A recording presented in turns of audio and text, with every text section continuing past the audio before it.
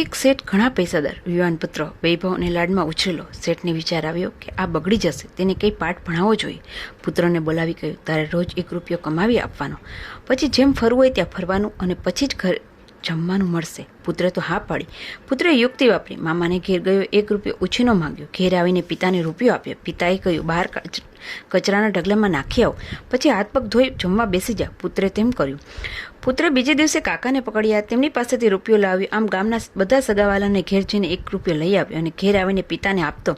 આમ 10 દિવસ ચાલ્યો. પછી કોઈ સગું વાલું બાકી ન રહ્યું. પુત્રને ચિંતા થવા લાગી કે હવે કોના ઘેર જાવું? ઘરે રૂપિયા વગર જઈશ તો પિતાજી ખાવાનું નહીં આપે.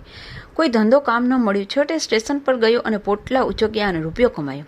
મેલા થયેલા કપડાં ઘરે આવ્યા. પિતાને રૂપિયો આપ્યો. પિતાએ કહ્યું, કચરાના ઢગલામાં નાખી દે. કેમ કચરાના ઢગલામાં નાખી દેવાનું? મફત આવ્યો છે, મહેનત કરીને લાવ્યો છું. અત્યાર સુધી રૂપિયા આવતા હતા તે બધા મહેનત વગરના આવતા હતા. અત્યાર સુધી બાપાની મિલકત જેમ ફાવે તે ઉડાવતા હતા, તે મહેનત વગરના હતા. અમોને કમાતા કેટલી મહેનત પડતી હશે. પુત્રની આંખ ખુલી ગઈ અને સુધરી ગયો. તાત્પર્ય એ છે કે પરસેવાથી કમાયેલા પૈસાનું સાચું મૂલ્ય સમજાય છે. મહેનત વગરના પૈસા અનિતિના માર્ગે જાય છે.